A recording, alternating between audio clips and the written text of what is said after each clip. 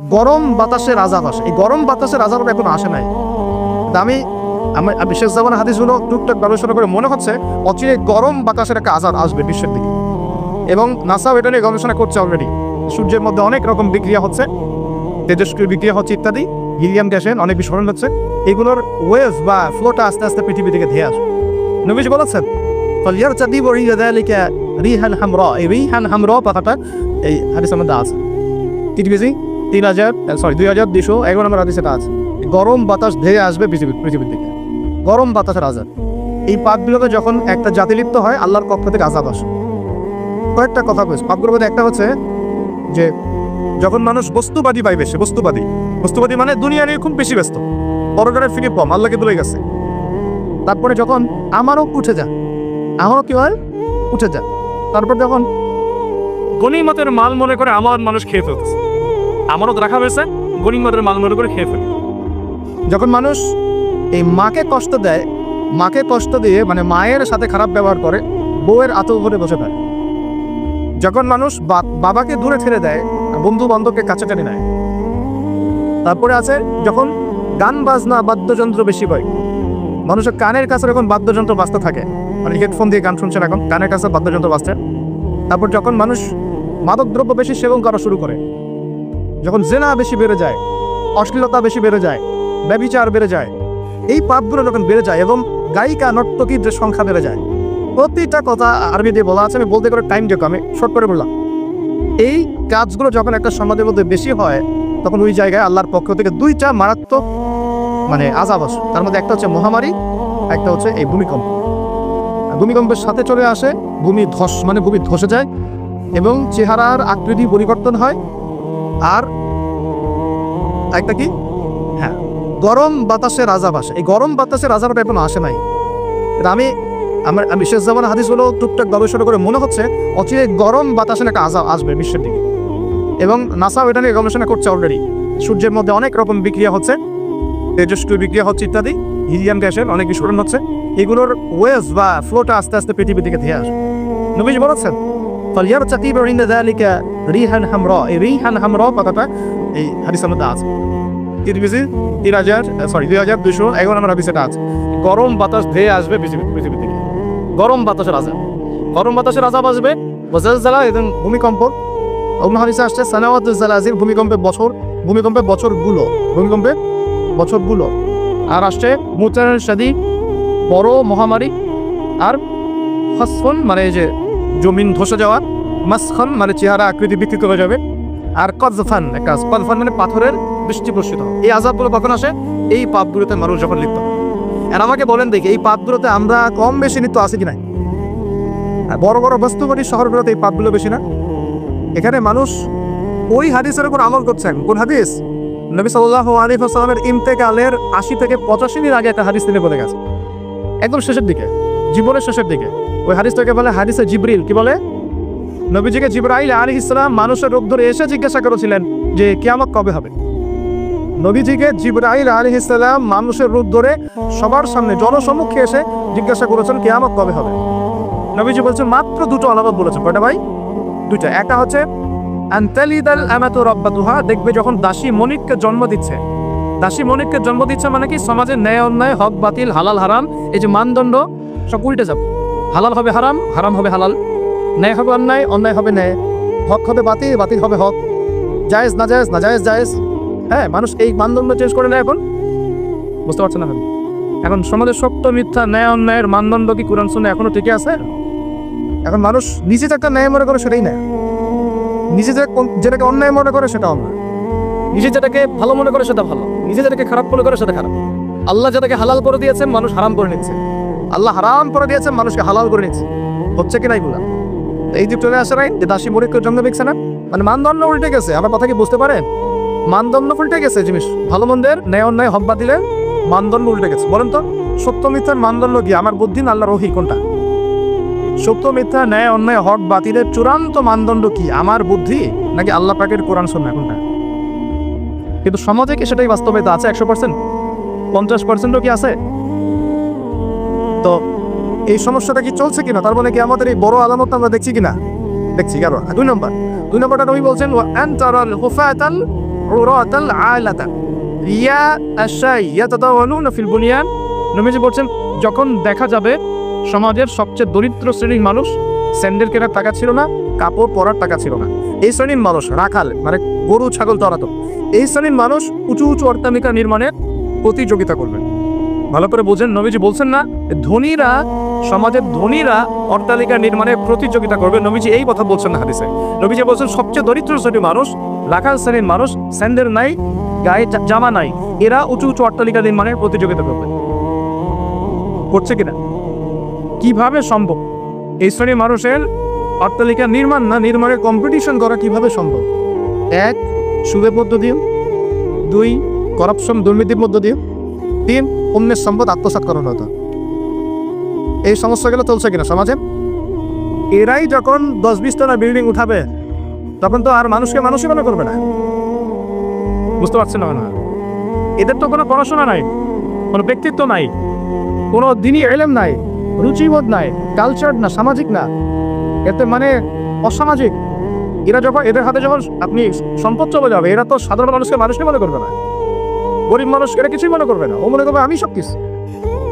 আমরা দেখেছি যার একটা বাড়ি আছে ঢাকায়, ও মানুষকে মানুষই মনে করে না, মানুষকে মানুষই মনে করে না, যে মনে করে আমি শহরের মালিক।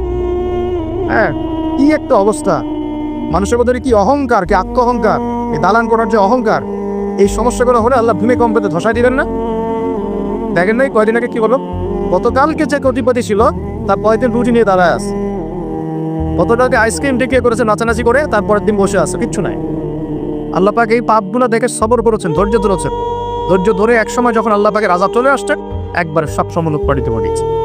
আমরা তো কারো দুঃখে খুশি না, বরং এগুলো সারা দুনিয়ার মুসলমানদের জন্য শিক্ষা।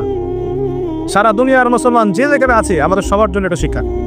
এই পাপগুলোতে আমরা লিপ্ত হই, আল্লাহ পাক ছাড় দিলেও ছাড়বেন না, আল্লাহ পাক ছাড় দিবেন কিন্তু ছাড়বেন না। মানুষের মধ্যে এখন সম্পদের যে অহমিকা, গরিব মানুষকে মানুষই মনে করে না, খেটে খাওয়া মানুষকে মানুষই মনে করে না, রিক্সাওয়ালা যারা মূল্যবিত্ত, নিম্ন মধ্যবিত্ত, চা বিক্রি করে, পাড়ের দোকান করে, হালাল খায়, কৃষক, এই মানুষগুলোকে এখন বড় লোকের মানুষই মনে করেন।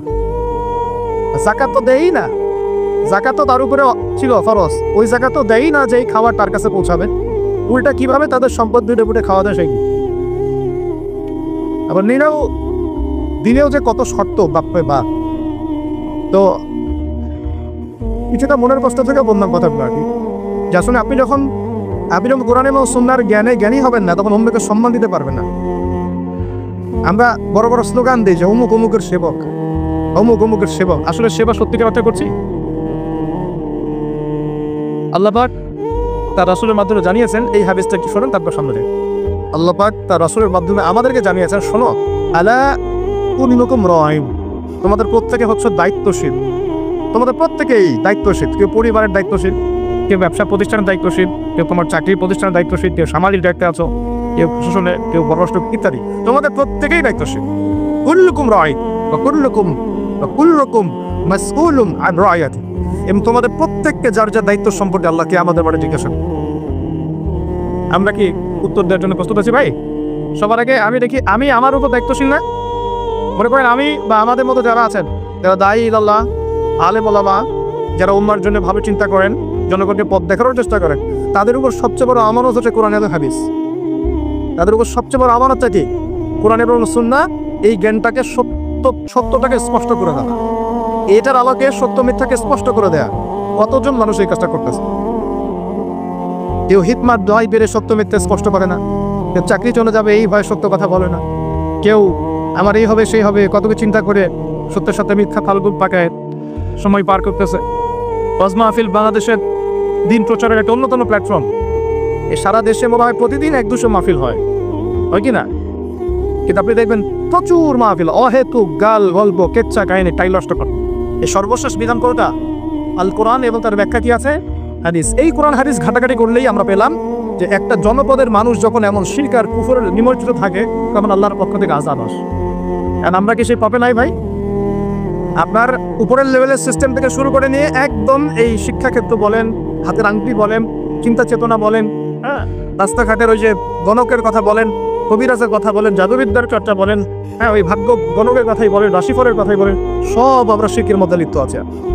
এর পাশাপাশি আমরা কবর পূজা করছি, মাজার পূজা করছি, আমরা আল্লাহ ছাড়া অন্য কারোর জন্য জবাই করছি, মানত করছি, কসম করছি, কুরবানি করছি। কোনো কোনো জায়গায় আমরা আগুনেরও পূজা করছি, আগুনের সামনে দাঁড়িয়ে মাথা নত করছি না? আর কোনো কোনো জায়গায়, কিছু বড় বড় জায়গায় পর্যন্ত নীরবতা পালন করা হয়। নীরবতা মানে কি? আমরা নামাজের মধ্যে যখন দাঁড়াই তখন আল্লাহর উদ্দেশ্যে নীরব হই না?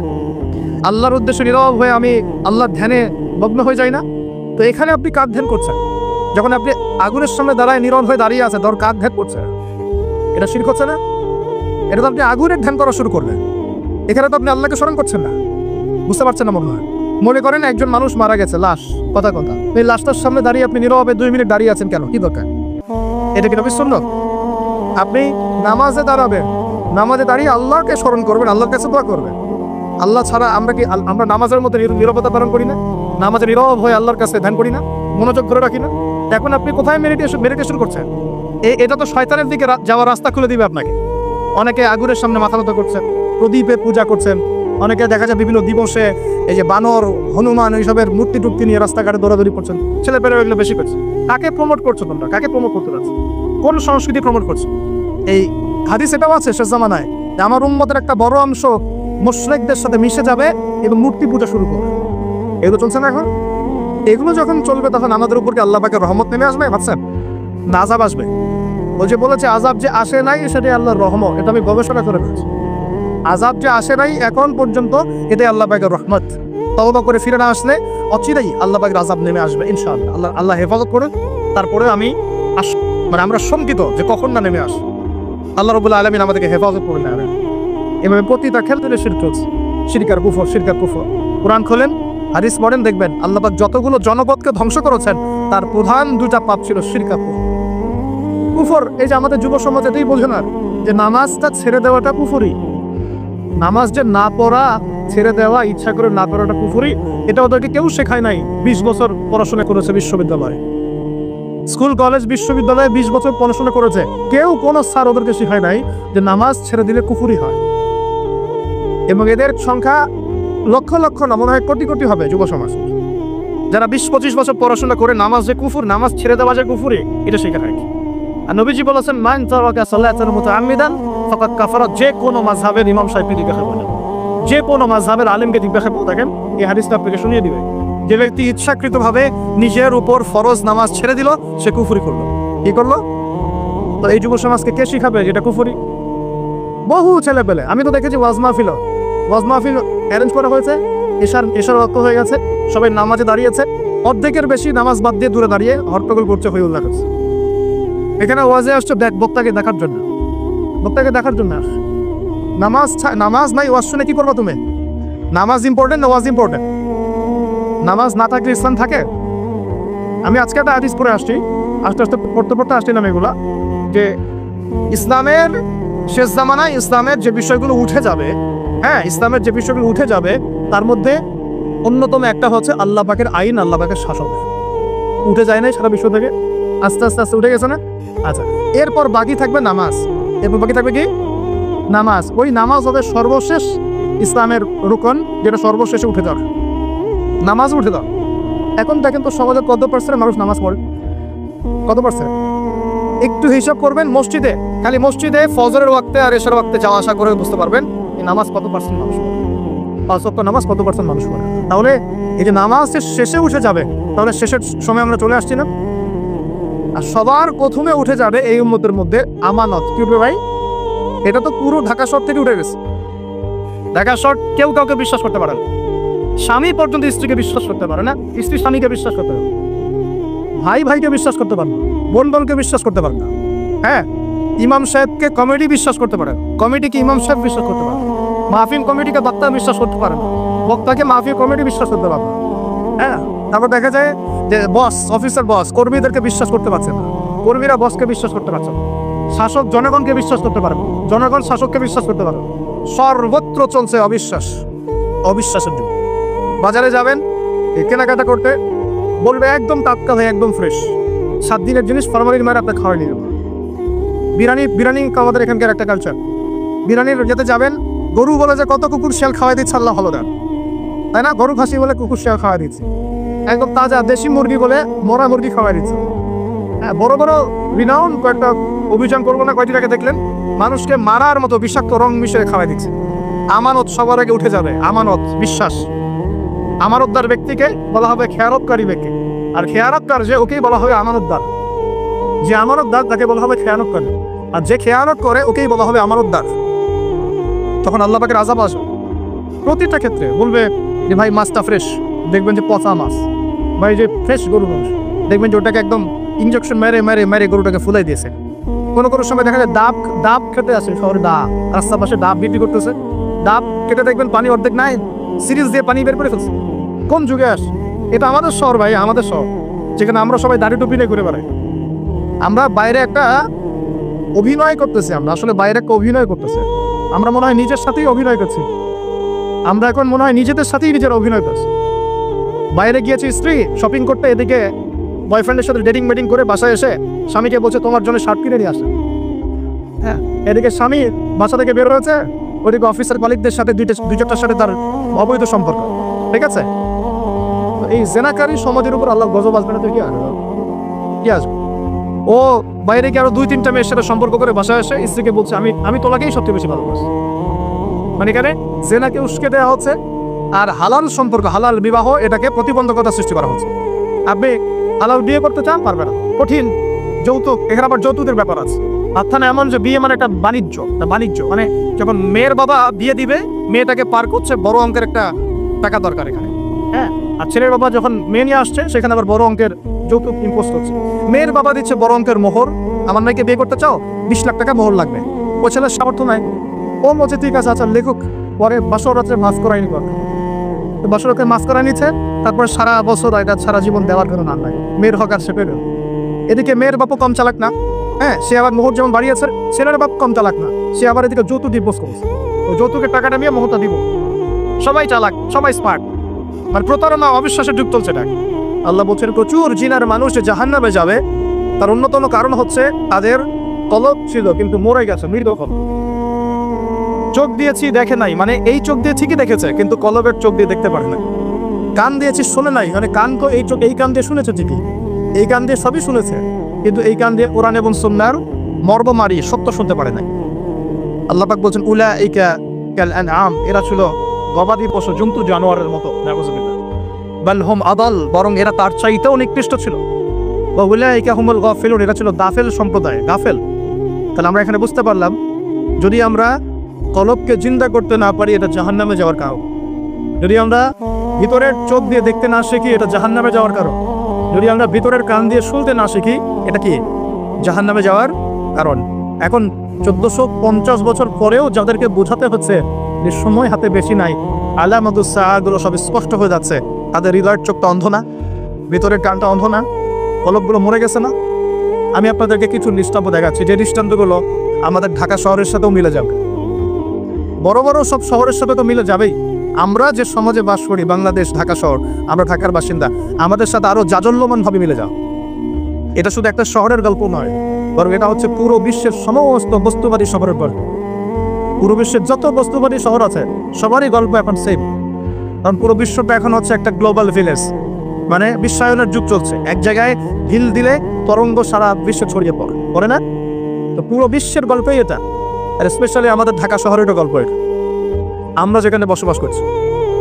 কোরআন এবং হাদিসের ভাঙাচুরা এলেম কালাম দিয়ে মনে হচ্ছে এখন পর্যন্ত যে আমাদের উপরে আল্লাহ পাকের গজবটা আসে নাই, এটাই হচ্ছে আল্লাহর রহমত।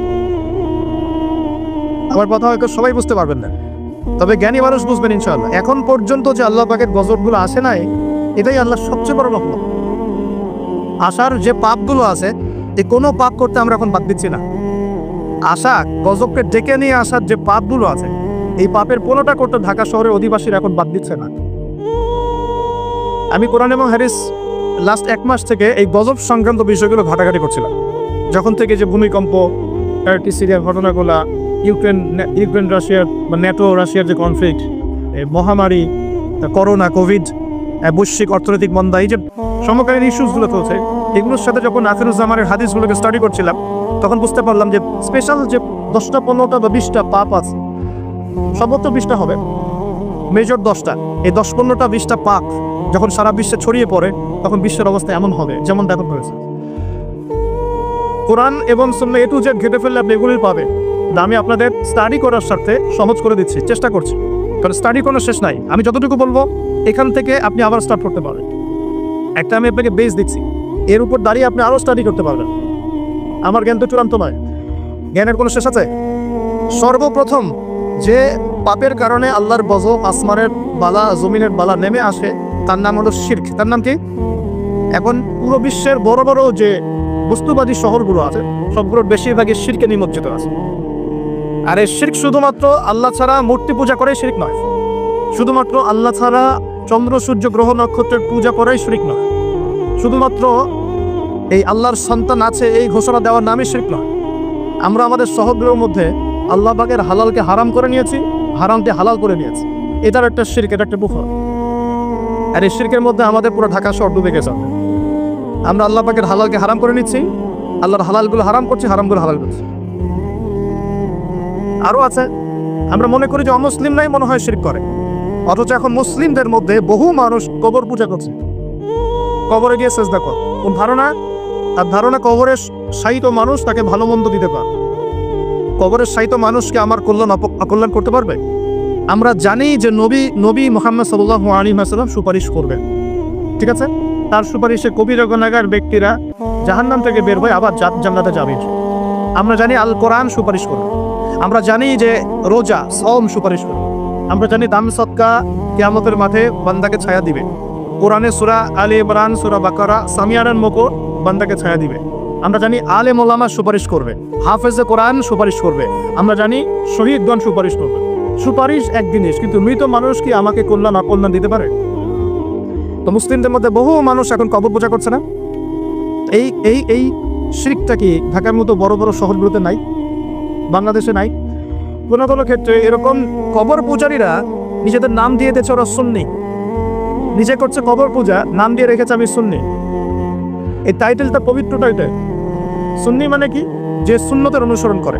সুন্নি মানে কি? যে নবীর সুন্নতের অনুসরণ করে। একটা দলিল দেখেন তো, নবী সাল্লাল্লাহু আলাইহি ওয়াসাল্লাম কারো কবরে সেজদা দিয়েছে? সাহাবীগণ কারো কবরে সেজদা দিয়েছে? সাহাবীগণ কোনো মৃত মানুষের কাছে দোয়া করেছে? তাহলে এই কাজগুলো কি শিরক হচ্ছে না? এই জিনিসগুলো চলছে, এগুলো আল্লাহর গজব নামিয়ে নিয়ে আসে। আরও আছে, আমরা শিরক মানে শুধু এটাই মনে করি যে আল্লাহর জন্য নামাজ পড়তে হবে, অন্য কারোর জন্য করা যাবে না, আল্লাহর জন্য কোরবানি করবো, অন্য কারোর জন্য করা যাবে না। কিন্তু আমরা এখন কি করছি জানেন? আমরা রাজনীতি, অর্থনীতি, এমনকি শিক্ষানীতির মধ্যে শিরকি আকীদা ঢুকিয়ে দিয়েছি। যেমন রাজনীতির মধ্যে ঢুকিয়েছি সমস্ত ক্ষমতার উৎসকে জনগণ। এটা আমাদের একটা পলিটিক্যাল কনসেপ্ট, তাই না?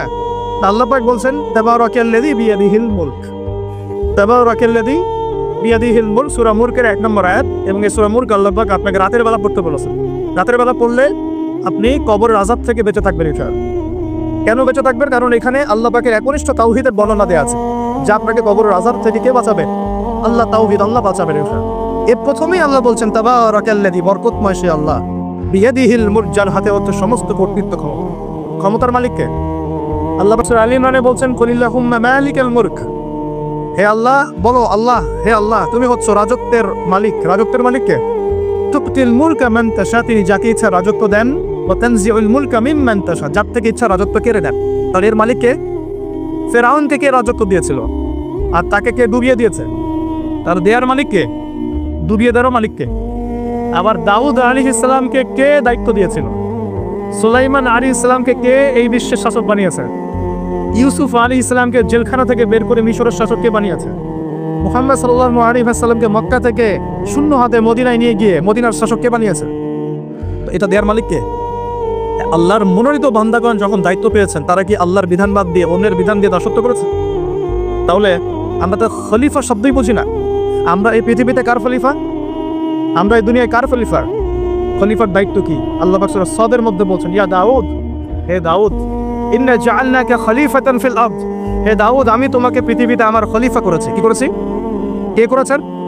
তোমার দায়িত্ব হচ্ছে ফাহকুম বাইনান নাস বিল হক, মানুষের মাঝে হকের মানদণ্ডে বিচার ফয়সালা করো। মানুষের মাঝে হকের মানদণ্ডে বিচার ফয়সালা করো। এখন হক, সত্য, সত্য মিথ্যা, ন্যায় অন্যায় চূড়ান্ত মানদণ্ড কি? আমার নিজের মন গড়া যুক্তি, বিজ্ঞান, দর্শন, নাকি আল্লাহ পাকের ওহী? কোনটা? এখন আল্লাহ পাকের ওহী দিয়ে বিশ্বের কতগুলো রাষ্ট্র পরিচালিত হচ্ছে হিসাব করে দেখেন। আর এটা বৈশ্বিক শিরক চলছে না? সারা বিশ্বে এখন বৈশ্বিক শিরক চলছে।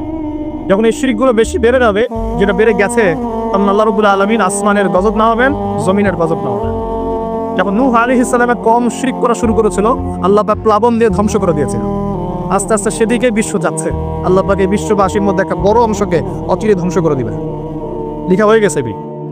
আরো সামনে যান, আমরা অর্থনীতির মধ্যেও শিরক করছি। কেমন শিরক করছি? আল্লাহ পাক হালাল অর্থনীতি দিয়েছেন, ইসলামিক অর্থনীতি। এখানে হালাল করেছেন ব্যবসা, এখানে হালাল করেছেন যাকাত, সাদাকা, সাদাকাতুল ফিতর, কৃষিভিত্তিক অর্থনীতি, এক্সপোর্ট ইম্পোর্ট, মানে সুদ রিবা বাদ দিয়ে যা কিছু আছে সব বৈধ।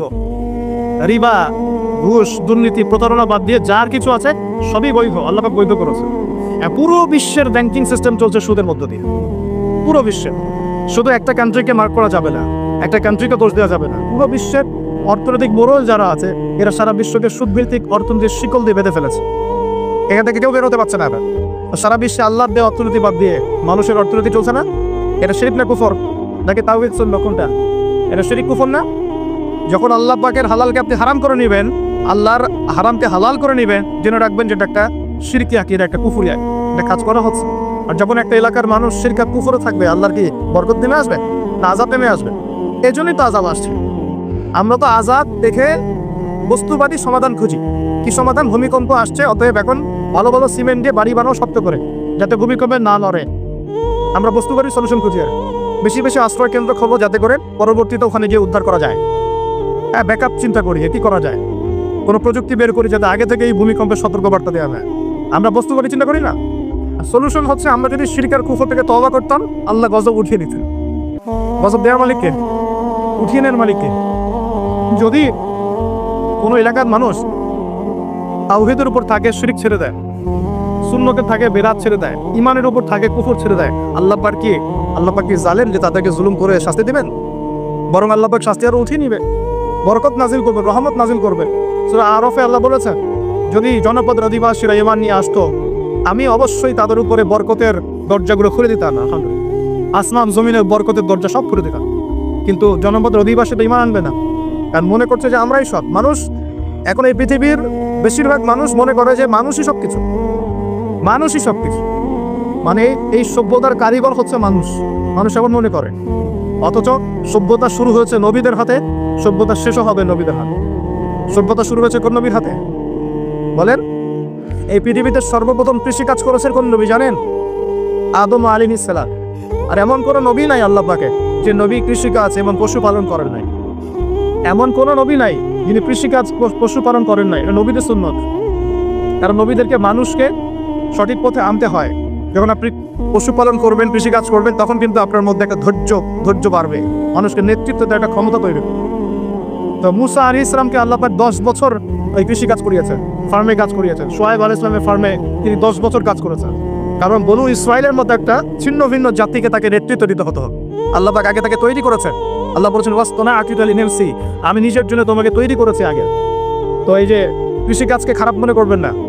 এগুলো যারা করেন মনোকষ্টে ভুগবেন না যে আপনি দরিদ্র, আপনার মান সম্মান কম, এমন নয়। আপনি বরং সম্মানিত মানুষ, কারণ আপনি নবীদের সুন্নতের পেশায় আছেন, মাশাআল্লাহ। তো যেটা বলছিলাম, যখন শিরক আর কুফর বাড়তে থাকে একটা জনপদের মধ্যে, তখন আল্লাহর আযাব গজব নামতে থাকে। এই সমস্যাগুলো আমাদের শহরে নাই। শিরক আর কুফরে ভর্তি হচ্ছে না দিন দিন। আমাদের শহরে পেপার পত্রিকা খুললেই দেখা যায় রাশিফল। কি রাশিফল? তুমি সিংহ রাশি, তোমার দিনটা কেমন যাবে। তুমি কন্যা রাশি, তোমার দিনটা কেমন যাবে। আর প্রায় মিডিয়াগুলো এগুলো প্রচার করে না? এসব মশরেক মিডিয়াগুলো, সবই মশরেক। কিরকম করে বুঝলাম মশরেক? একটা ভূমিকম্প যদি হয়, বলবে না যে আল্লাহর কাছে মানুষ কত অসহায়, এরকম শিরোনাম দিয়ে সংবাদ করবে না। কি করবে? প্রকৃতির কাছে মানুষ কতই না অসহায়।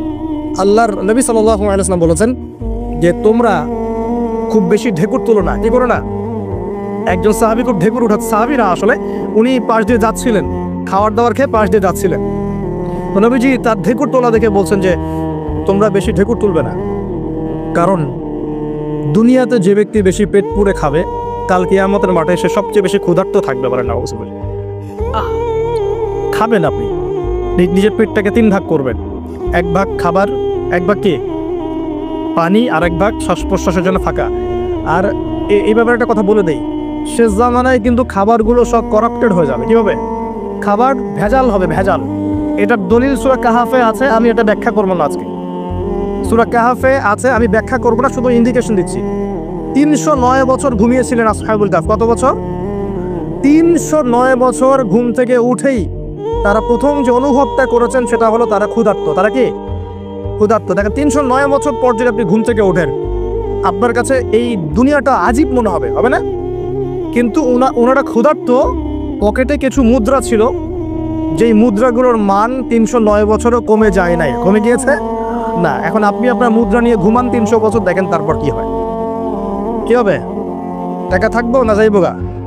আচ্ছা, তারপরে শোনেন, এরপরে উঠেই তারা বলছে ফালিয়ানজুর আইয়ুহা আজকা তুআমা, এই মুদ্রাগুলো দিয়ে বাজারে কাউকে পাঠাও, তোমাদের 9 জন 10 জনের মধ্যে একজনকে বাজারে পাঠাও। ফালিয়ানজুর, সে যেন বাজারে গিয়ে দেখে আইয়ুহা আজকা তুআমা, কোন খাবারটা পবিত্র খাবার, ফ্রেশ খাবার। ঘুম থেকে উঠেও ফ্রেশ খাবারের দিকে তাদের নজর কেন? তার মানে যত জামানা শেষের দিকে যেটা থাকবে, খাবারে ভেজাল তত বাড়তে থাকবে। এই সময় আপনাকে অবশ্যই ফ্রেশ খাবার খুঁজে খুঁজে বের করতে হবে। খাবার আগে মানুষ খেত, খাবারের মধ্যেই চিকিৎসা ছিল, তাই না? রোগের আরোগ্য ছিল। এখন সেই খাবার খেয়ে মানুষ অসুস্থ হয়ে যাচ্ছে। বুঝতে পারছেন না? খাবারের মধ্যে থাকে উপাদান, ভালো উপাদান, যে উপাদানগুলো পেটের ভিতরে গেলে, শরীরে গেলে শরীরটা সুস্থ হয়। এখন সেই খাবার খেয়েই মানুষ অসুস্থ হয়ে যাচ্ছে। এটা কোন হাদিসের সাথে মিলে জানেন? আন তালিদাল আমাতু রাব্বাতুহা, দাসী তার মনিবকে জন্ম দিবে। দাসী মনিবকে জন্ম দিবে মানে হচ্ছে সমাজের ন্যায় অন্যায়, হক বাতিল, সত্য মিথ্যার মানদণ্ড উল্টে যাবে। যেটা ভালো সেটা হয়ে যাচ্ছে খারাপ, খারাপটা হচ্ছে ভালো। সমাজের সত্যবাদী ব্যক্তি হয়ে যাচ্ছে মিথ্যাবাদী, মিথ্যাবাদীকে মানুষ সত্যবাদী বলা শুরু করেছে। আমানতদার ব্যক্তি হয়ে যাচ্ছে খেয়ানতকারী, খেয়ানতকার ব্যক্তিগুলো আমানতদার হয়ে যাচ্ছে।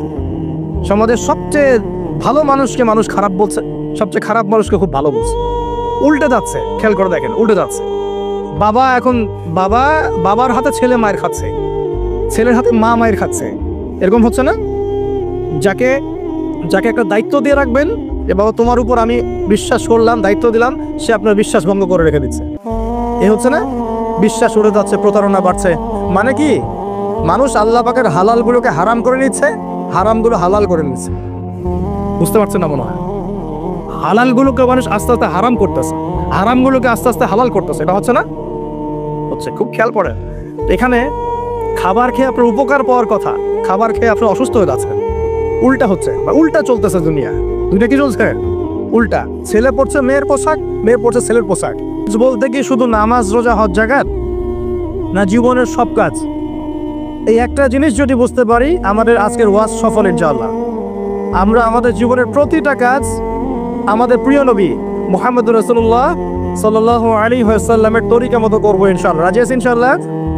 তাহলে এখন বলেন, 5 ওয়াক্ত নামাজ নবীর তরিকায় পড়া যাবে তো ইনশাআল্লাহ? নবীর তরিকায় নামাজ মানে ধীর স্থিরভাবে নামাজ। আমি এই তর্কে যাব না, হাত বাঁধবেন কোথায়, ঠিক আছে?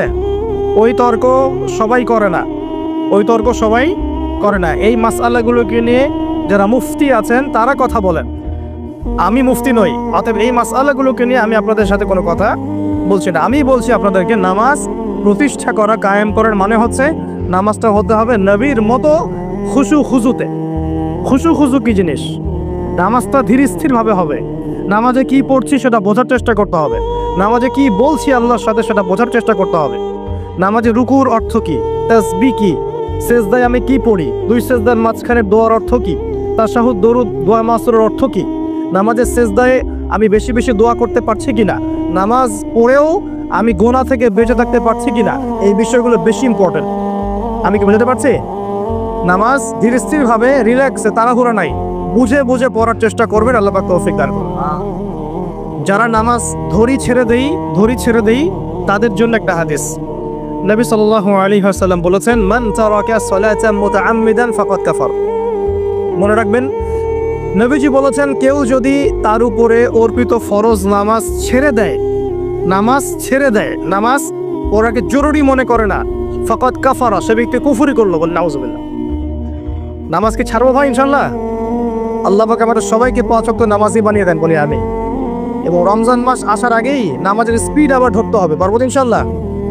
আল্লাহ আমাদের সবাইকে কবুল করুন, বলি আমিন। এবং রমজান মাসে সুস্থতার সাথে রোজা রাখার তৌফিক দান করুন।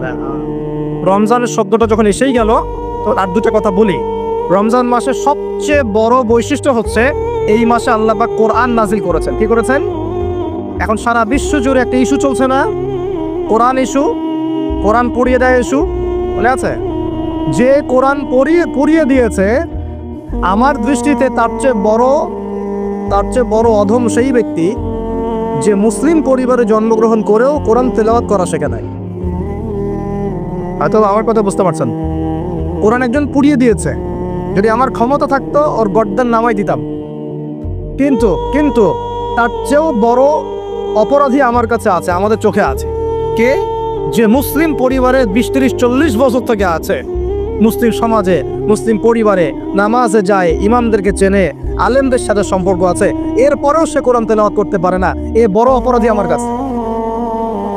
কে বড় অপরাধী? এটা লজ্জার না? একটা মুসলিম পরিবারের থেকে আমি কোরআন তেলাওয়াত করতে জানবো না, লজ্জার না? নাকি আপনারা সেই সব শায়েখ হতে যাচ্ছেন এ কোরআন তেলাওয়াতও করতে জানে না, বাহাসের জন্য ডাকে মানুষকে? দেখেন নাই এরকম আছে না?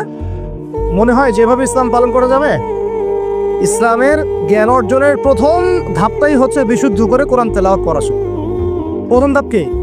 আগে বিশুদ্ধ করে কোরআন তেলাওয়াত করা শিখতে হবে, এরপরে আসবে কোরআন হিফসের ব্যাপার, আরবি ব্যাকরণ শেখার ব্যাপার, কোরআনের তাফসীর করার ব্যাপার, হাদিসের ইবারত পড়ার যোগ্যতা অর্জন করা, আস্তে আস্তে আকীদা পড়বে, উসুলের বই পড়বে, ফিকহের বই পড়বে, তারপর এই যে আপনার কুতুবে সিত্তা পড়ে শেষ করবে, তারপরে গিয়ে সে মাশাআল্লাহ একজন দাঈ, আলেম, মুফতি, এগুলো হচ্ছে আলহামদুলিল্লাহ। তো শুরুটা কোত্থেকে হচ্ছে? কোরআন বিশুদ্ধ করে তেলাওয়াত করা। এই শুরুটাই যদি আমাদের ঠিক না হয়, তাহলে কি কোরআন ঘরে রেখে খালি চুমু খেলে হবে? কোরআন কি খালি চুমু খাওয়ার জন্যে? কোরআন থেকে তাবিজ লেখার জন্যে? কোরআন বাবা মারা গেলে কোরআন তেলাওয়াত করবো এই জন্যে? 40 দিন কোরআন তেলাওয়াত করবো এই জন্যে? কেউ মারা গেল, ব্যাস আমরা কোরআন দিয়ে একটা মাহফিল করে দিলাম, ব্যাস সব হয়ে গেল? আস্তাগফিরুল্লাহ। আল্লাহ পাক আমাদের সবাইকে যেন কোরআন তেলাওয়াত শেখার তৌফিক দান করেন। একটা চ্যালেঞ্জ গ্রহণ করেন যে আমি নিজে কোরআন তেলাওয়াত করা শিখবো, আরো 10 জনকে শিখাবো ইনশাআল্লাহ। এটা পারা যাবে না?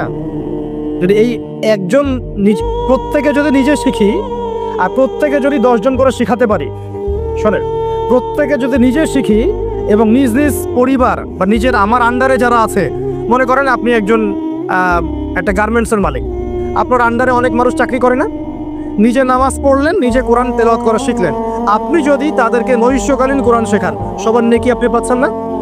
আপনার পরিবার আছে, পরিবারে আপনি নামাজ পড়েন, এখন আপনি কোরআন তেলাওয়াত করতে জানেন, এখন আপনার মা, বোন, স্ত্রী, সন্তানদেরকে আপনি শেখালেন, এই পুরো পরিবারটা কোরআনওয়ালা হলো না? একটা সমাজের দায়িত্বশীল আমি। হ্যাঁ, চেয়ারম্যান সাহেব মনে করেন বললেন যে আমি নামাজ পড়ি, আমি কোরআন তেলাওয়াত করতে জানি, আমি এলাকার সব মানুষকে কোরআন তেলাওয়াত করা শেখাবো ইনশাআল্লাহ। পারা যাবে না? তার মানে এই দুনিয়াটা আমার মুখ্য উদ্দেশ্য নয়। আমি দুনিয়ার মধ্যে চলাফেরা করব মুসাফির, আমার প্রয়োজন আছে বিয়ে শাদী করবেন, চাকরির প্রয়োজন চাকরি করবেন, ব্যবসার প্রয়োজন ব্যবসা করবেন, আপনার রাজনীতি করার প্রয়োজন আছে আপনি করবেন, সব কিছু চলবে, কিন্তু এগুলো আমাদের দুনিয়ার মুখ্য উদ্দেশ্য নয়। এগুলো হচ্ছে আমাদের দুনিয়াকে চালিয়ে নেওয়ার উপকরণ, মাধ্যম মাত্র। কখনোই এই নেশার মধ্যে আমরা ডুবে যাব না। ডুবে যাব আল্লাহকে ভুলে গিয়ে দুনিয়ায় কখনো ডুবে যাব না। এটা আমাদের দ্বিতীয় কাজ।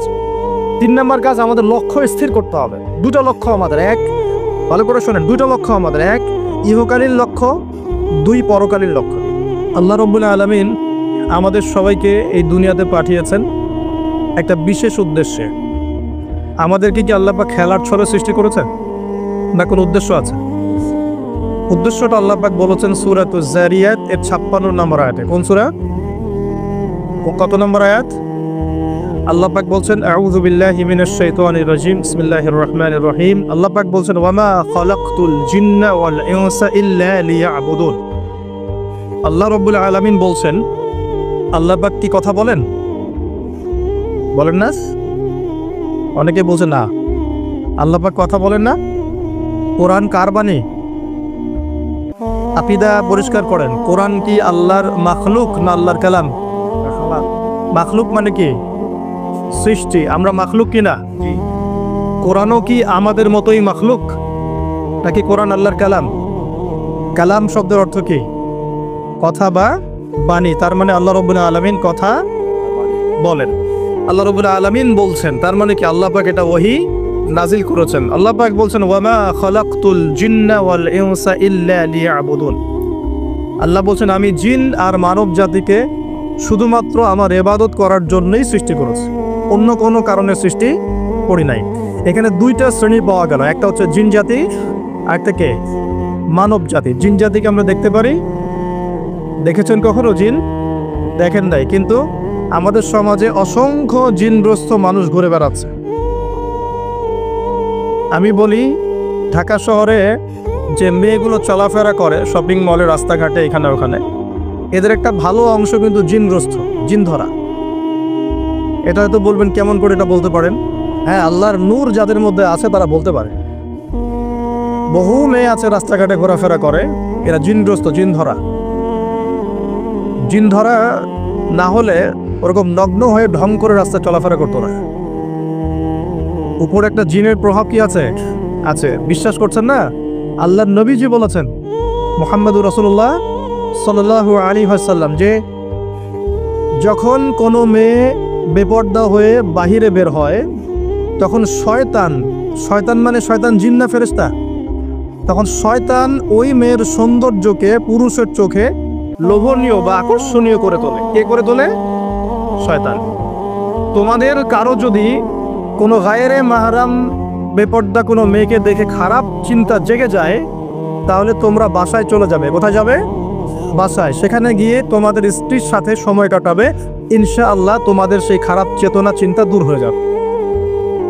তার মানে এই হাদিস থেকে প্রমাণ হচ্ছে শয়তান বেপর্দা মেয়েদেরকে সুন্দর করে উপস্থাপন করে। জিন ধরা মেয়ে আছে সমাজে, এবং কোনো কোনো ক্ষেত্রে এখন ছেলেদেরকেও জিন ধরছে, ধরছে না? মাঝে মাঝে দেখবেন যে এই শীতকালে কিছু কনসার্ট হয়, দেখেছেন? কনসার্ট হয়, ফ্যাশন শোজ হয়, আরও অনেক ধরনের প্রোগ্রাম হয়। এগুলোকে নাম দিয়েছে মানুষ সংস্কৃতি। কি নাম দিয়েছে? ওখানে উঠে দেখবেন যে বড় বড় চুল আছে, অনেক লম্বা লম্বা চুল, একদম স্টেজের উপর উঠে লাফালাফি ঝাপাঝাপি করছে, দেখেন নাই? মিউজিক্যাল কিছু ইনস্ট্রুমেন্ট নিয়ে, দেখেন নাই? তারপরে কি মনে হয় এরা সুস্থ? এটা সবার সাথেই জিন শয়তান আছে। কি আছে? আচ্ছা, একটা কথা বলি, কোনো কোনো ক্ষেত্রে ওয়াজ মাহফিলের প্যান্ডেলেও দেখা যায় কিছু কমেডিয়ান, কিছু বাউল, এরা মানুষকে ডিজে জিকির শেখায়, দেখেন নাই? ডিজে জিকির, একজন গান গায়, একজন কথা বলে, কেউ চা খাওয়ায়, কেউ কফি খাওয়ায়, কেউ কেউ ঢেলেও দেয়, হ্যাঁ, কেউ উঠ বস করায়, কাউকে উঠতে বলে, কাউকে বসতে বলে। দেখবেন অনেক সময় লোকজন লাফালাফি করছে, বক্তা জিকির করছে, তার উপর হামলে পড়তেছে একবার। একটা দলিল দেখাবেন, খালি একটা দলিল, যে নবী সাল্লাল্লাহু আলাইহি ওয়াসাল্লামের জামানায়, 4 খলিফার জামানায় তারা মসজিদে বসে এইভাবে জিকির করেছেন। একটা দলিল খালি দেখান। যে কাজ নবী করেন নাই, তার সাহাবীরা করেন নাই। এখানে বহু ওলামায়ে কেরাম আছেন, আমি তাদের সামনে কথা বলতে লজ্জা ফিল করছি। যত হাদিস আপনি ঘাটবেন, আমি তো সবারই পড়ে শেষ করতে পারি নাই, স্বীকার করছি, কিন্তু নবীর যুগে এবং 4 খলিফার যুগে কোনোদিনও এইভাবে জিকির আজগার হয়েছে একটা দলিল আপনি খুঁজে বের করতে পারবেন না ইনশাআল্লাহ। অথচ দিব্যি এগুলো আমাদের সমাজে চলছে না? আর আমরা দুইটা খারাপ চরিত্র ধারণ করি, বাঙালি আমরা যারা, মন খারাপ করে না, আমরা দুইটা খারাপ চরিত্র অধিকারী আছে। এক, আমরা খুব ট্রল প্রিয় জাতি, ট্রল করতে খুব মজা লাগে, মনে হয় যেটা করে আমি একদম বাংলাদেশে কি বলবো, দিন একদম কায়েম করে ফেলছে। ট্রল পাগল, ট্রল প্রিয় জাতি আমরা একটা। আরেকটা হচ্ছে আমরা ইস্যু পাগল জাতি। ইস্যু, একটা ইস্যু আসবে, খুব লাভঝাপ চলবে কয়দিন, ইস্যু শেষ, আবার লাভঝাপ শেষ। বিদেশিরা বলে যে এটা আমাদের শিক্ষার ব্যাপার আছে, কারণ নিজের মধ্যে ত্রুটি থাকলে তো সলভ করতে হবে, কি না? নিজের মধ্যে ত্রুটি থাকলে সলভ করতে হবে না? তারা বলে যে আমাদের মাথা নাকি ওই যে বাক্সে বন্দি মাছের মতো। বাক্সে বন্দি মাছ দেখেছেন? এই যে অ্যাকুরিয়ামের মধ্যে যে মাছগুলো চলাফেরা করে, এদের স্মৃতিশক্তি খুব দুর্বল হয়। ওই ছোট্ট জায়গাটুকু ওদের কাছে মনে হয় বিশাল সমুদ্রের মতো। কথা বুঝতে পারছেন না? ওই ছোট্ট বদ্ধ জায়গাটাই ওদের কাছে মনে হয় কি বিশাল বিশাল একটা জায়গা। ওরা খুব স্বল্প স্মৃতির অধিকারী, একটু কিছুক্ষণ পরে স্মৃতিটা নষ্ট হয়ে যায়, তাই আগে কি হয়েছে ওরা ভুলে যায়। এই স্বভাবটা এখন আমাদের মধ্যে চলে আসছে না? আমি ইস্যু পাগল হচ্ছি না দিন দিন? করণীয় কি? খুব ভালো কথা বলেছেন। করণীয় হচ্ছে টিকটক বানাতে হবে, নাকি ফেসবুকিং করতে হবে, এই ফেসবুকের কন্টেন্ট বানাতে বানাতে দুটো কাজ করেছেন, আমি নগদ দেখাচ্ছি। দুটো কাজ করেছেন। একজন কমেডিয়ানকে আলেম বানিয়ে দিয়েছেন আপনারা ট্রল করতে করতেই।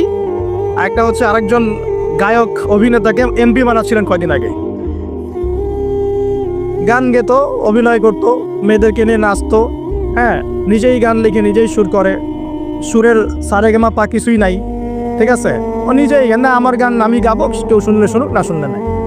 একবার প্রশাসন ধরলো, রবীন্দ্রসঙ্গীত চেঞ্জ করেছে কেন, আবার ইত্যাদি। মানে তাকে নিয়ে এখন বিবিসিতেও কথা হচ্ছে, সুবহানাল্লাহ। মানে এখন বড় বড় পলিটিশিয়ানরাও তাদের মূল্যবান সময় এইসব পিছনে নষ্ট করতেছে। হ্যাঁ, এটা একটা ইস্যু। মানে এই যে ট্রল করতে করতে করতে করতে এখন আপনি তাকে কয়দিন আগে এমপি বানাচ্ছিলেন, এটা কিসের কারণে হচ্ছে? আমাদের এই ট্রল পাগল মানসিকতার কারণে হচ্ছে। আরেকজনকে কমেডিয়ান, মানুষ ওকে দেখে মজা পেত, যে মন টন খারাপ, কেউ বলতো ভাই মন টন খারাপ, ও একটু ওর লেকচার শুনে মনটা ভালো হবে, এইভাবে আর কি দেখতো মানুষ, এভাবে ট্রিট করতো। আস্তে আস্তে আস্তে আস্তে এখন সে দেখা যায় বড় বড় আলেমদের বিরুদ্ধে কথা বলতেছে। খেয়াল করে দেখেন নাই? এটা আমরা করেছি। আমাদের এই দুইটা স্বভাবকে আগে বিসর্জন দিতে হবে। এক, আমরা ট্রল পাগল জাতি হব না, ওয়াদা করে ইনশাআল্লাহ। ট্রল করার মধ্যে কোনো রকম সার্থকতার কিছু নাই।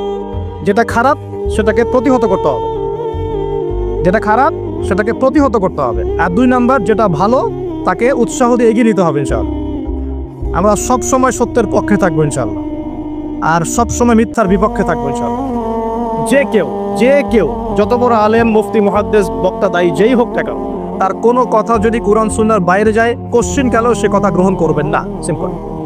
সেটা আমি হই আর যেই হোক না কেন। আর যে কোনো ব্যক্তি, সে যেই হোক না কেন, তার কথা যদি কোরআন সুন্নাহর সাথে মিলে যায়, অবশ্যই সেটা গ্রহণ করবেন ইনশাআল্লাহ, সে যেই হোক না কেন। এখন আমরা যদি আমাদের দৃষ্টিভঙ্গিকে শক্ত করতে না পারি, সামনের দিনগুলো কিন্তু আমাদের জন্য খারাপ হবে। বিশ্বাস করেন, দিন কিন্তু দিন দিন খারাপ হচ্ছে। আমি আসছি ওই দিকে ইনশাআল্লাহ। এই ট্রল পাগল মানসিকতাকে ত্যাগ করতে হবে, আল্লাহ পাক তৌফিক দান করবেন। আর দুই নম্বর হচ্ছে এই ইস্যু পাগল জাতি হব না। ইস্যু পাগল জাতি হব কেন? আমাদের একটা গন্তব্য, লক্ষ্য থাকবে। আমাদের লক্ষ্য কি? আল্লাহ বলেছেন এই আয়াতে, আমাদের লক্ষ্য হচ্ছে আল্লাহ পাক আমাকে সৃষ্টি করেছেন এই পৃথিবীতে আল্লাহর ইবাদত করার জন্য। কিসের জন্য? এটা এক নম্বর ডিউটি আমার, এটা আমার লক্ষ্য, আমার কাজ পৃথিবীতে। দুই, আল্লাহ পাক বলেছেন এই দুনিয়ার জীবনটা চিরস্থায়ী নয়। চিরস্থায়ী না, এটা ক্ষণস্থায়ী। তার মানে এই দুনিয়াটা আমার মুখ্য উদ্দেশ্য নয়। আমি দুনিয়ার মধ্যে চলাফেরা করব, মুসাফির। আমার প্রয়োজন আছে বিয়ে শাদী করবেন, চাকরির প্রয়োজন চাকরি করবেন, ব্যবসার প্রয়োজন ব্যবসা করবেন, আপনার রাজনীতি করার প্রয়োজন আছে আপনি করবেন, সব কিছু চলবে। কিন্তু এগুলো আমাদের দুনিয়ার মুখ্য উদ্দেশ্য নয়। এগুলো হচ্ছে আমাদের দুনিয়াকে চালিয়ে নেওয়ার উপকরণ, মাধ্যম মাত্র। কখনোই এই নেশার মধ্যে আমরা ডুবে যাব না। ডুবে যাব আল্লাহকে ভুলে গিয়ে দুনিয়ায় কখনো ডুবে যাব না। এটা আমাদের দ্বিতীয় কাজ। তিন নম্বর কাজ, আমাদের লক্ষ্য স্থির করতে হবে। দুটো লক্ষ্য আমাদের, এক, ভালো করে শোনেন, দুটো লক্ষ্য আমাদের, এক ইহকালীন লক্ষ্য, দুই পরকালীন লক্ষ্য। এখন বিজয় কি এমনি এমনি হবে?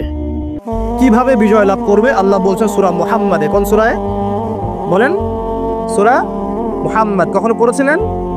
কেউ বলতে পারবেন আল কোরআনুল কারীমে আমাদের নবী মুহাম্মদ সাল্লাল্লাহু আলাইহি ওয়াসাল্লামের নাম কতবার আছে? কতবার? 4 বার। কয়বার? তাও কাছাকাছি গিয়েছে, আলহামদুলিল্লাহ, শুকরিয়া। তো প্রিয় ভাই, সূরা মুহাম্মাদের মধ্যে আল্লাহ পাক বলছেন কিভাবে বিজয় লাভ করবে, কিভাবে বিজয় লাভ করবে। আল্লাহ পাক বলছেন খুব ছোট্ট করে, ইন তানসুরুল্লাহা ইয়ানসুরকুম ওয়া ইউসাব্বিত আকদামাকুম। আল্লাহ বলছেন তোমরা সবাই, মানে উম্মতে মুহাম্মাদী, তোমরা যদি আল্লাহকে সাহায্য করো, আল্লাহ তোমাদেরকে সাহায্য করবে। শুধু তাই না, ওয়া ইউসাব্বিত আকদামাকুম, তোমাদের পা পদযুগলকে আল্লাহ পাক দৃঢ় করে রাখবেন, পিছলে যাবে না ইনশাআল্লাহ। আরও বলছেন আল্লাহ পাক, ওয়া ইন তাতাওয়াল্লাউ, যদি আমাকে সাহায্য না করে, দিনকে সাহায্য না করে তোমরা পৃষ্ঠ প্রদর্শন করো। পৃষ্ঠ প্রদর্শন বুঝিত? মানে দিনের পরোয়া না করে তোমরা তোমাদের মতো চলো, দিনের প্রতি কোনো মায়া মহব্বত নাই, দিন প্রতিষ্ঠার কোনো ফিকির নাই। আল্লাহ বলছেন ওয়া ইন তাতাওয়াল্লাউ, তোমরা যদি মুখ ফিরিয়ে নাও, ইয়াস্তাবদিল কওমান গায়রাকুম, আল্লাহ পাক অন্য কওমকে হেদায়েত দিয়ে তোমাদের জায়গায় নিয়ে আসবেন, সুম্মা লা ইয়াকুনু আমসালাকুম, এরা তোমাদের মতো অপদার্থ হবে না। কে বলেছেন? আল্লাহ পাক। তাহলে আমাদের দায়িত্ব পেয়ে গেলাম। এক নাম্বার কাজ হচ্ছে এই দুনিয়াতে এসেছি আল্লাহ পাকের ইবাদত করার জন্য, শেষ। এখন ইবাদত বলতে শুধু নামাজ, রোজা, হজ, যাকাতি নয়, বরং জীবনের প্রতিটা কাজই কি ইবাদত, যদি সেই কাজটা নবী সাল্লাল্লাহু আলাইহি ওয়াসাল্লামের সুন্নত মতো হয়। বলেন সুবহানাল্লাহ। প্রতিটা কাজ, এই যে এমনকি স্ত্রী সহবাস করাও, স্ত্রী সহবাস মানুষ কেন করে? এটা আমাদের প্রবৃত্তির চাওয়া, এটা প্রবৃত্তি দমন করার জন্য হালাল পথ প্রয়োজন, হারামে গেলে গুনাহ হয়ে যাবে। এই জন্য হালাল পথে গিয়ে স্ত্রী সহবাস মানুষ করে, এর মধ্য দিয়ে বংশবৃদ্ধি হয়। এই কাজটা তো আমরা আমাদের স্বার্থে করি। ইস্তেঞ্জা, পেশাব পায়খানা আমরা কার স্বার্থে করি? আমাদের স্বার্থে না অন্য কারো স্বার্থে? খাওয়া দাওয়া কার জন্য খাই? নিজের জন্য না অন্যের জন্য? ঘুমাই কার স্বার্থে? আমার ভালোর জন্য না অন্যের ভালোর জন্য? এই যতগুলো কাজ আমরা করি, ঘুম, খাওয়া, ওঠা, বসা, চলাফেরা, স্ত্রী সহবাস, পেশাব পায়খানা, ব্যবসা বাণিজ্য, চাকরি বাকরি, রাজনীতি, অর্থনীতি, সব কিছু, প্রতিটা কাজকেই ইবাদত হিসেবে গণ্য করা যাবে যদি সেই কাজটা রাসূলুল্লাহ সাল্লাল্লাহু আলাইহি ওয়াসাল্লামের সুন্নত মতো হয়। ব্যাস, করা যাবে ইনশাআল্লাহ। একটু নিয়তটা পরিবর্তন করে কাজের পদ্ধতি চেঞ্জ করলেই ইবাদত হয়ে যাবে। বাসায় গিয়ে যদি ঘুমান, একদম থাপাস করে লাইটটা অফ করলেন, আর এই যে মোবাইল টিপতে টিপতে ঘুম দিলেন, এই ঘুমে কোনো নেকি নাই। কি আছে? কোনো নেকি নাই, কিন্তু খালি রেস্ট নেওয়া হবে। আর রেস্ট নেওয়া, ওই ঘুমের মধ্যেই শয়তান এসে চেপে ধরবে, ধরে না চাকরিওয়ালা চেপে ধরবে। আর যদি বিছানটা সুন্দর করে ঝাড়েন, বিসমিল্লাহ বলে লাইটটা অফ করেন, দরজাটা বিসমিল্লাহ বলে বন্ধ করেন, এই যে আপনার খোলা যে পাত্রগুলো আছে, পানি খাওয়ার পাত্র, জগ, গ্লাস, এগুলোকে বিসমিল্লাহ বলে ঢেকে দেন। ঢাকার কিচ্ছু না পেলে একটা কাঠি অন্তত বিসমিল্লাহ বলে রেখে দিতে হয়, একটা কাঠি অন্তত বিসমিল্লাহ বলে রেখে দিতে হয়। তারপরে আপনি মশারি খাটাচ্ছেন, বিছানা ঝাড়ু দিচ্ছেন, পারলে একটু ওযু করে আসলেন, এসে পড়লেন একবার সূরা ইখলাস, একবার ফালাক, একবার নাস, মানে কুল হুয়াল্লাহু আহাদ, কুল আউযু বিরাব্বিল ফালাক, কুল আউযু বিরাব্বিন নাস পড়ে ফু দিয়ে এভাবে মাথাটাকে মাসাহ করলেন একদম গায়ের নিচ পর্যন্ত। এই কাজটা আরও একবার করলেন, মানে 3 বার করলেন। এরপর আয়াতুল কুরসি পড়লেন, সূরা বাকারার শেষের 2টা বা 3টা আয়াত পড়লেন, যদি সম্ভব হয় সূরা মুলকটা পড়লেন। ওটা পাচ্ছেন না? ঠিক আছে, 33 বার সুবহানাল্লাহ, 33 বার আলহামদুলিল্লাহ, 34 বার আল্লাহু আকবার পড়লেন। পরে ডান দিকে কাত হলেন, হাতটাকে গালের নিচে রাখলেন, রেখে বললেন আল্লাহুম্মা বিইসমিকা আমুতু ওয়া আহইয়া। কি বললেন? আল্লাহুম্মা বিইসমিকা আমুতু ওয়া আহইয়া। আচ্ছা, কিচ্ছু পারেন না, এত কিছুই পারলেন না, শুধু ডান দিকে কাত হয়ে এখানে গালের নিচে হাত রেখে বললেন আল্লাহুম্মা বিইসমিকা আমুতু ওয়া আহইয়া। এখন আপনি 4 ঘন্টা, 4.5 ঘন্টা, 5 ঘন্টা, 6 ঘন্টা ঘুমালেন। এই যে সময়টুকু ঘুমিয়ে আছেন, আপনি বিশ্বাস করেন এই ঘুমানোর কারণে আপনার আমলনামায় নেকি লেখা হবে। ঠিক এভাবেই জীবনের প্রত্যেকটা কাজকে ইবাদতে পরিণত করা সম্ভব যদি আমরা একটা সূত্র মেনে চলি। সূত্র হচ্ছে 2টা। কয়টা? 2টা। 1, সেই কাজটা হবে আল্লাহর সন্তুষ্টির জন্যে। কার জন্যে? আল্লাহর সন্তুষ্টির জন্যে। আর 2, সেই কাজটা হতে হবে আমাদের প্রিয় নবী মুহাম্মদুর রাসূলুল্লাহ সাল্লাল্লাহু আলাইহি ওয়াসাল্লামের তরিকা বা সুন্নত মোতাবেক। ব্যাস, শেষ।